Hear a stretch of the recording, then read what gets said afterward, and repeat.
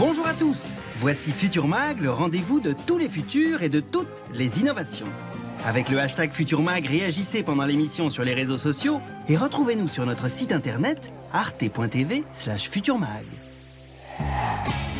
Au programme cette semaine, nous nous intéresserons à la fusion nucléaire. Cela ne vous dit rien? Pourtant, la fusion, qui consiste à reproduire sur Terre l'énergie de notre Soleil, pourrait être la solution à tous nos problèmes d'énergie. Alors, remplacera-t-elle bientôt les centrales nucléaires classiques? Cette énergie va-t-elle nous sauver? C'est la question que Futur Mag se pose cette semaine. Puis, nous découvrirons l'incroyable potentiel du venin pour se soigner. Redoutables pour l'homme en cas de morsure, les serpents, scorpions et créatures de tout poil peuvent devenir de véritables médicaments contre les allergies, l'obésité ou le diabète. Une innovation qui a piqué notre curiosité. Et enfin, ouvrez grand les yeux et admirez le vêtement qui vous colle à la peau grâce à un spray révolutionnaire. C'est la rubrique Futur Wow. Mais commençons tout de suite avec notre question du futur.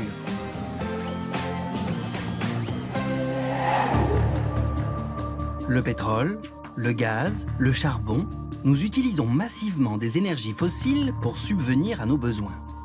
Mais toutes ces sources d'énergie s'épuisent et en les consommant, nous provoquons le réchauffement climatique. On connaît le refrain, mais que faire? Développer des éoliennes? Des panneaux solaires? Pour l'instant, ce n'est pas suffisant. Ou bien continuer à fabriquer des centrales nucléaires? C'est accumuler des déchets radioactifs pour des millions d'années.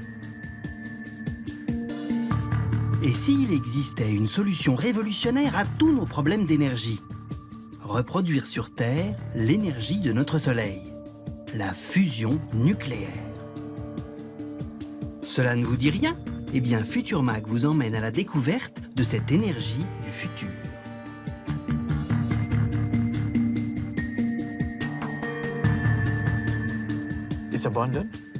C'est une énergie abondante, disponible pour tous et très propre par rapport aux autres sources d'énergie.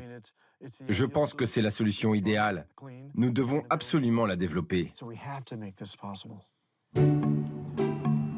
Ce rêve que partagent des milliers de physiciens comme Mark Anderson, c'est de reproduire l'énergie du Soleil, de créer une sorte de soleil miniature en boîte pour produire de l'électricité. Une nouvelle source d'énergie, la fusion nucléaire. Si l'on insiste sur le terme de fusion, c'est que ce n'est pas la même chose que la fission, qui permet aux centrales nucléaires classiques de produire de l'électricité. La fission, pour vous expliquer, vous prenez un très gros atome, vous le frappez avec un neutron et il se casse et libère de l'énergie. La fusion, c'est quand vous fusionnez les choses entre elles. Vous prenez deux petits atomes, vous les faites se rencontrer et ils vous donnent beaucoup plus d'énergie que la fission. Et le déchet n'est pas radioactif, c'est de l'hélium. L'hélium, c'est ce que l'on met dans les ballons pour une fête d'anniversaire. C'est propre. La fusion serait donc une énergie nucléaire plus propre. Mais alors, comment ça marche? Pour le comprendre, comparons notre Soleil à une centrale nucléaire. Une centrale nucléaire produit de l'électricité en utilisant la chaleur émise par la fission d'atomes d'uranium. Tout se passe dans le réacteur qui contient le combustible, l'uranium. Allons voir au cœur de la matière. Les atomes d'uranium sont radioactifs. En les frappant avec des particules, des neutrons, ils se cassent en atomes plus petits et libèrent d'autres neutrons qui vont casser d'autres atomes d'uranium et provoquer ainsi une réaction en chaîne. Et à chaque fois qu'un atome se casse, il émet de l'énergie qui est utilisée pour produire de l'électricité. Mais aussi des produits radioactifs, des déchets qu'il faudra ensuite traiter. Dans le Soleil, tout se passe différemment. Ce que l'on voit, c'est du plasma, un état particulier de la matière qui atteint des températures extraordinaires de 15 millions de degrés. Allons voir au cœur du Soleil. Ici, il n'y a pas d'uranium, mais de l'hydrogène. Dans ce plasma brûlant, les noyaux d'hydrogène se percutent. Ils fusionnent entre eux. Ils Ils forment ainsi un atome d'hélium et libèrent une grande quantité d'énergie sous forme de neutrons. C'est cela, la fusion nucléaire.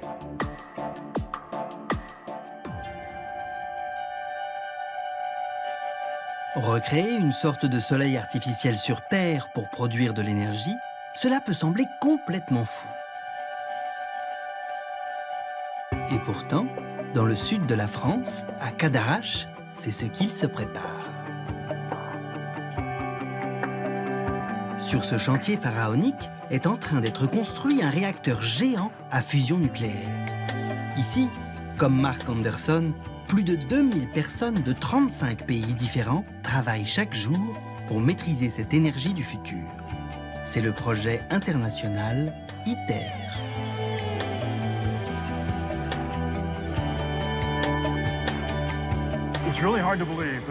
C'est vraiment dur à croire, mais juste devant nous, dans cette immense fosse, un jour il y aura une sorte de soleil, juste là, devant nous. Et pas comme le soleil, qui est à 20 millions de degrés, mais quelque chose de 5 fois plus fort. Donc juste ici, on aura un soleil extrêmement chaud qui va produire des réactions de fusion. Pour créer ces réactions de fusion comme dans le soleil, pas besoin de pétrole ou d'uranium.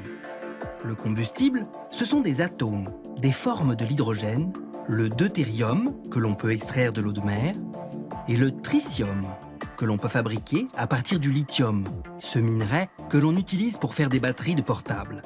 Un seul gramme de ce mélange deutérium-tritium peut libérer autant d'énergie que 10 tonnes de pétrole.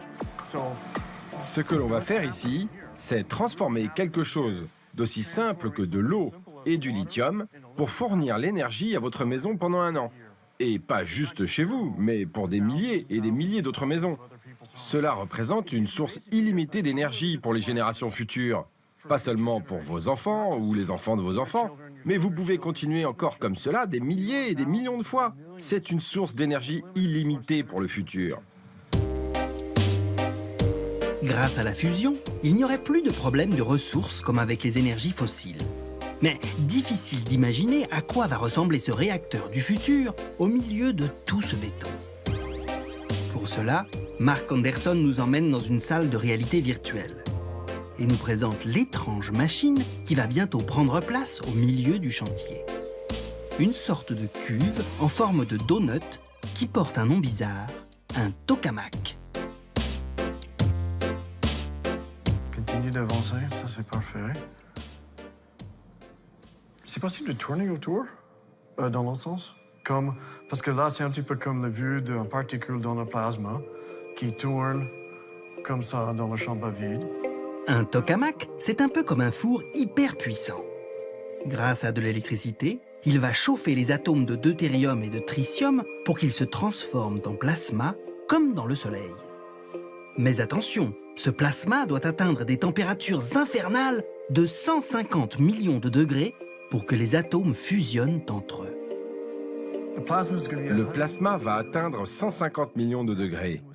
Rien ne peut résister à une telle température. Donc on a un truc. On crée un champ magnétique qui va envelopper le plasma. Du coup, la frontière entre le plasma et les parois sera à peine de quelques centaines de degrés. Tout cela grâce au champ magnétique qui maintient le plasma en suspension. Ainsi, le plasma brûlant ne touche pas les parois. Cette machine a des airs de science-fiction et pourtant, son invention ne date pas d'hier. Remontons le temps à travers l'histoire de la fusion. Dès les années 50, les scientifiques essayent d'atteindre le Graal de la fusion et fabriquent toutes sortes de machines pour créer des plasmas à des températures extrêmes. Et c'est ainsi que les Russes inventent le tokamak. Ils enroulent le plasma dans un champ magnétique. Eureka! Depuis, grâce à ces tokamaks, on arrive à produire des plasmas très chauds. Mais ce n'est pas gagné pour autant. Les réactions de fusion ne se maintiennent que pendant quelques minutes au mieux. Du coup, les tokamaks consomment plus d'énergie qu'ils n'en produisent, ce qui n'est pas très efficace. Mais en 1985, en plein réchauffement des relations entre l'Est et l'Ouest, Ronald Reagan et Mikhaïl Gorbatchev décident d'unir les forces des chercheurs du monde entier pour exploiter cette énergie du futur. il propose la construction d'un tokamak géant qui, grâce à sa taille, devrait enfin produire plus d'énergie qu'il n'en consomme. Le projet ITER est né. Cette machine est énorme. Plus un tokamak est grand, plus on arrive à maintenir l'énergie longtemps. Et ainsi, le rendement est meilleur. Et cette machine va produire 10 fois plus d'énergie qu'elle n'en consomme. Le challenge d'ITER, c'est de maintenir une température très élevée dans le plasma et des réactions de fusion le plus longtemps possible. Le tokamak d'ITER est donc un colosse de plus de 30 mètres sur 30. Chacune de ces pièces est construite aux 4 coins de la planète avec les meilleures technologies des 35 pays participants, comme par exemple dans cette usine au Japon. Le puzzle géant sera assemblé ici, à Cadarache, et devrait se terminer dans une dizaine d'années.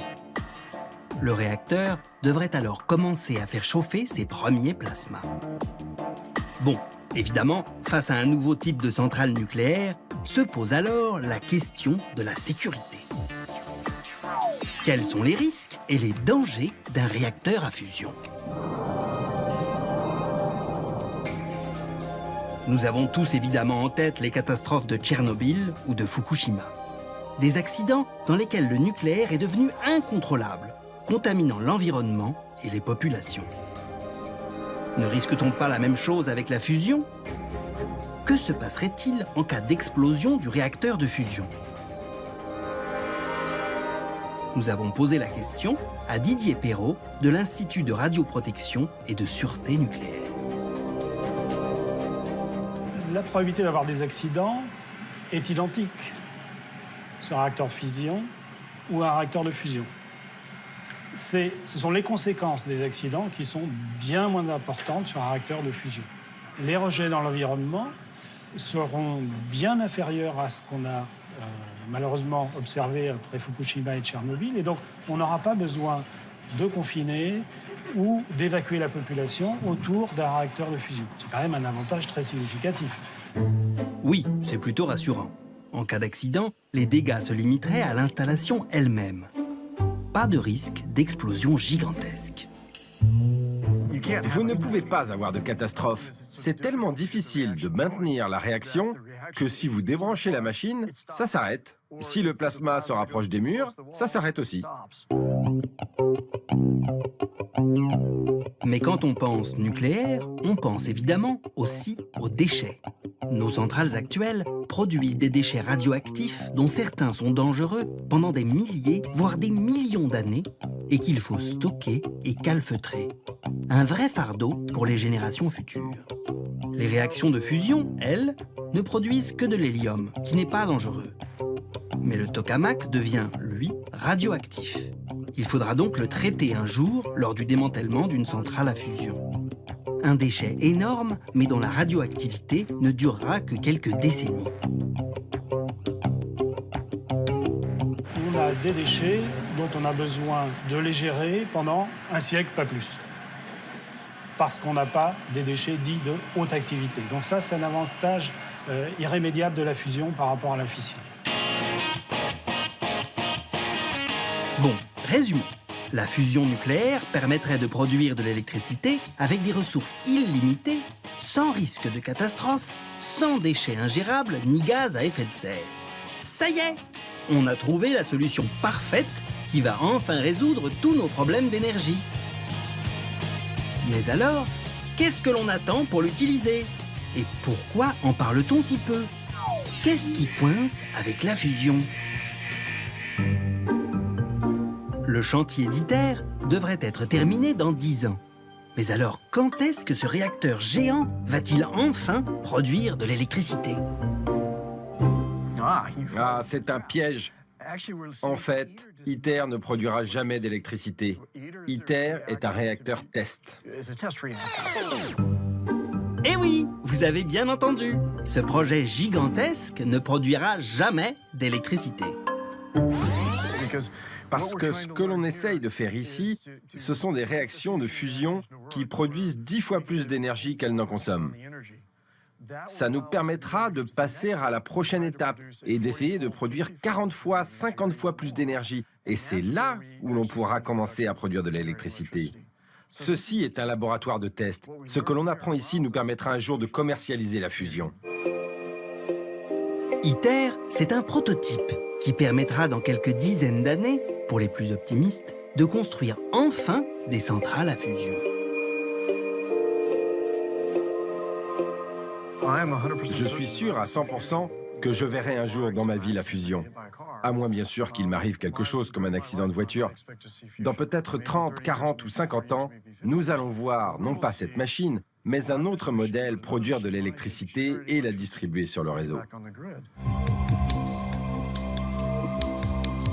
Il va falloir être patient. Et encore, tout le monde n'est pas aussi optimiste. À Paris, nous rencontrons Sébastien Balibar, un physicien membre de la prestigieuse Académie des sciences. Et lui ne pense pas vraiment voir la fusion un jour, à moins de vivre très longtemps. Le problème, c'est que c'est horriblement difficile et que ça ne marchera pas avant le siècle prochain. Et le siècle prochain, c'est beaucoup trop tard. C'est aujourd'hui, tout de suite, qu'il faut arrêter de brûler du pétrole et du charbon. C'est tout de suite. Le problème est urgent. Donc on ne va pas attendre 100 ans, c'est pas possible. ITER, bon, c'est bien joli d'un point de vue de recherche à très long terme, mais pour le problème du climat, eh bien, c'est trop tard. Ce physicien, pourtant pro-nucléaire, s'est longtemps opposé au projet ITER. Pour lui, la fusion repose sur trop de technologies que l'on ne maîtrise pas encore. Les trois problèmes principaux, c'est 1. La stabilité de la machine, c'est une flamme qui tourne, il faut qu'elle reste au milieu de son anneau magnétique. 2. Le matériau de la boîte dans laquelle on met cette flamme à 150 millions de degrés. 3. Le combustible, qui est du tritium, qu'il faut produire de manière industrielle, et pour l'instant, personne n'a jamais fait ça. Donc la résolution de ces trois problèmes va nécessiter des décennies, des décennies, des décennies. La question n'est pas est-ce qu'on peut le faire. Nous devons le faire. Sinon, nous ne laisserons à nos enfants ou petits-enfants que du CO2 dans l'atmosphère, des déchets chimiques et radioactifs. Oui, c'est difficile. C'est extrêmement compliqué, mais nous devons y arriver. ITER est un investissement pour notre futur, ou plutôt celui de nos enfants ou petits-enfants. Mais le coût du projet ne cesse d'augmenter. Aujourd'hui, il atteint 20 milliards d'euros. Ça n'arrête pas de déraper, ce budget. C'est le dérapage incontrôlé. C'était 5 au départ, c'est devenu 13, maintenant c'est 20. Et encore, il faut ajouter à ça le prix de beaucoup d'autres choses qui fait que ça ne m'étonnerait pas que si on compte tout, ce soit plutôt 50. Mais pour Bernard Bigot, le directeur d'ITER, le jeu en vaut la chandelle. L'investissement, quelle que soit sa taille, il est, je dirais, ridiculement petit par rapport aux bénéfices potentiels, à l'avancée, à la rupture majeure qui transformera complètement les choses. C'est beaucoup si nous échouons, c'est rien si nous réussissons. ITER, c'est donc un sacré pari sur l'avenir. Mais d'autres équipes à travers le monde cherchent aussi à domestiquer la fusion. Alors, quelle solution permettrait d'accéder plus tôt à cette énergie? En Angleterre, à proximité d'Oxford, nous rencontrons David Kingham. Il est à la tête d'une start-up, Tokamak Energy. Une entreprise de petite taille, mais dont la devise est claire, « A faster way to fusion », un chemin plus rapide vers la fusion. Voici notre atelier de conception, où nous employons 30 personnes qui travaillent sur des machines compactes de fusion. Des petits tokamaks pour pouvoir progresser rapidement. Et le but le plus important de notre entreprise est de produire notre première électricité en 2025. Un autre essai? Oui, allons-y.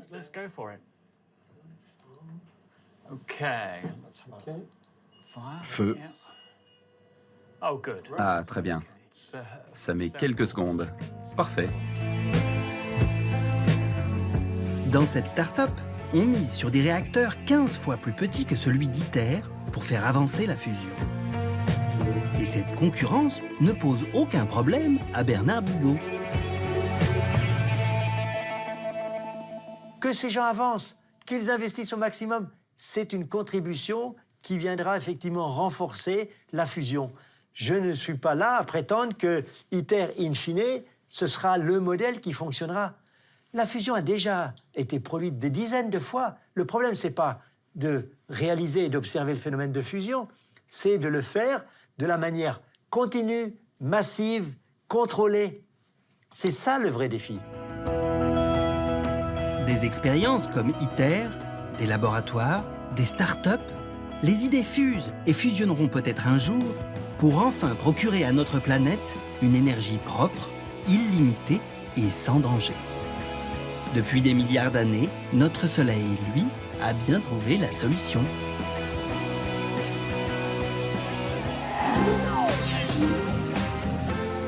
Et maintenant, place à l'innovation de la semaine.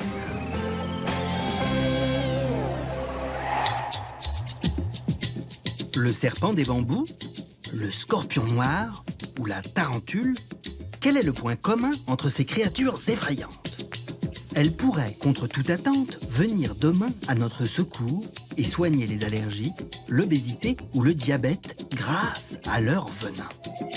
Redoutables pour l'homme en cas de morsure, ils peuvent devenir de véritables médicaments.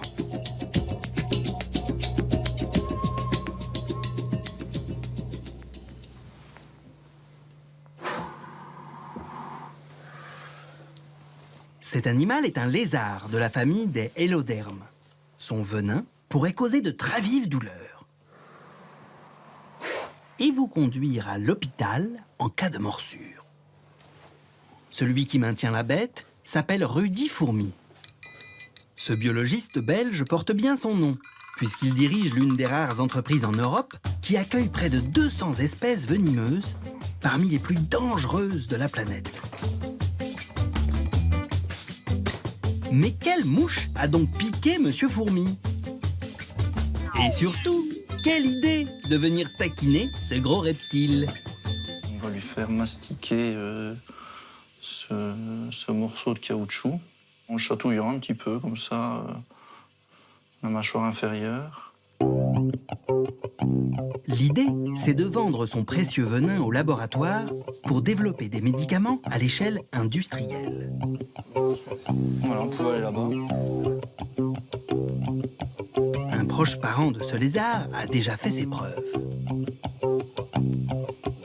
Avec la salive du monstre de Gila, on a élaboré un traitement contre le diabète.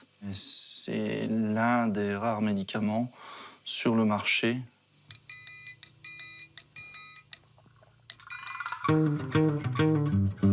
Jusqu'à présent, ces opérations ne pouvaient être pratiquées que sur de gros animaux qui sécrétaient beaucoup de venin. Mais aujourd'hui, de nouveaux potentiels s'ouvrent et même cette toute petite araignée peut fournir son milligramme de venin aux chercheurs. On travaille maintenant sous loupe binoculaire. On est aussi aidé avec des micro-caméras pour pouvoir travailler sur vraiment de l'infiniment petit. Ce sont de tout petits animaux. Ça ne se prélève pas, évidemment, de la même manière qu'un cobra de 2,50 m. On a mis ça au point ici. On a mis au point des postes de prélèvement, des protocoles de prélèvement. Et comme nous sommes les seuls, parmi les très rares personnes qui ont la compétence pour faire ça, on se réserve le secret, évidemment. Un secret bien gardé, et l'on comprend pourquoi. Le venin de cet escargot marin, qui pourrait aider à lutter contre le cancer, est un véritable trésor. Ça peut se négocier à des prix bien plus élevés que l'or et le diamant. La fourchette va de 100 € le gramme à 100 000 € le gramme. Heureusement, quelques micro-gouttes vendues à des laboratoires suffiront pour la recherche. Les 170 000 animaux venimeux sur Terre, en mer et dans les airs sécrètent environ 40 millions de toxines, les molécules actives des venins. Pour l'heure, seule une dizaine de médicaments fabriqués à partir de venins d'animaux peuvent soigner l'hypertension, le diabète ou soulager la douleur. Mais demain, ça pourrait être beaucoup plus. Ce potentiel a piqué l'intérêt de Nicolas Gilles, pharmacologue au CEA de Saclay, en région parisienne. Ce congélateur paraît bien ordinaire, et pourtant, il renferme un trésor. Rien moins que la plus grande banque européenne de toxines. Ça provient de l'étude de 200 animaux venimeux, qui vont des scorpions, des anémones de mer, du poisson ou des araignées, dans lequel on a pu extraire 3600 toxines. Le projet, baptisé Venomix, coordonné par Nicolas Gilles, a réuni 7 laboratoires européens, tous mordus de venin. Leur but, identifier des toxines inédites qui pourraient soigner certaines pathologies et les développer à l'échelle industrielle. Mais ce n'est pas simple, car un venin contient plusieurs centaines de toxines différentes. Le venin, quand il est injecté dans une proie, est assez délétère pour l'organisme qui le reçoit. Il est au mieux immobilisé, au pire, il est mort. Mais dans l'ensemble de ces toxines-là, il y en a plein qui peuvent être utilisées, quand elles sont correctement administrées et aux bonnes personnes, devenir un principe actif. Un principe actif contre une maladie bien précise. Reste encore à identifier les toxines intéressantes parmi celles qui composent le venin et à déterminer contre quelle pathologie elles sont utiles. Cette opération, qui revient à chercher une aiguille dans une botte de foin, s'appelle en langage scientifique le criblage. C'est seulement après cela que la toxine est reproduite en laboratoire. Dans une grosse tarentule, à peu près comme ça, on a quelques centaines de microgrammes. Comme il y a plusieurs centaines de toxines dans cette centaine de microgrammes, chaque toxine est représentée à quelques microgrammes. Or, nous, on a besoin de milligrammes, donc 1000 fois plus. Donc, on est obligé de développer des stratégies pour produire ces toxines-là. Produire des toxines en fabriquant des molécules de synthèse grâce à cette machine, une étape indispensable pour envisager la création de médicaments à l'échelle industrielle. Mais alors, comment ça marche? Certaines toxines sont de petites protéines composées d'acides aminés. Vous avez ici des fioles qui contiennent chaque acide aminé, et cette machine-là couple les acides aminés les uns avec les autres en fonction de la toxine qu'on veut fabriquer. De la même façon qu'avec les lettres de l'alphabet, on écrit autant de romans qu'on veut, ici, avec les 20 acides aminés, on crée autant de protéines que l'on veut. À la fin de la synthèse, vous avez une toxine qui a été fabriquée par la machine. Et cette toxine est exactement identique à celle présente dans le venin de l'animal. L'avenir des petits protégés de Rudy Fourmi est donc porteur d'espoir. Des études sont en cours pour tester l'utilité des venins sur des pathologies aussi différentes que la maladie de Parkinson, l'obésité ou même certaines formes de cancer. Et ce n'est que le début. Des milliers d'espèces animales et végétales n'ont pas encore livré tous les secrets de leur venin. Et pour terminer, voici notre rubrique Future Wow. Cette semaine, vous allez être scotché par ce spray révolutionnaire, le tissu de demain. Conçu par le designer espagnol Manel Torres, cette bombe aérosol, inspirée des serpentins, propulse un mélange de solvants et de fibres textiles non tissées qui se solidifient au contact de la peau. Le vêtement créé une première fois peut être dissous et le liquide réutilisé. Une innovation qui pourrait également avoir des débouchés dans le domaine médical, pour pulvériser par exemple des bandages stérilisés sur mesure. Mais patience! Avant de voir ce tissu d'un nouveau genre dans les magasins, le processus de commercialisation prend du temps. Espérons que ce spray ne fasse pas pchit! Vous voulez revoir l'émission ou vous voulez réagir? Rendez-vous sur les réseaux sociaux ou sur notre site internet arte.tv/futuremag.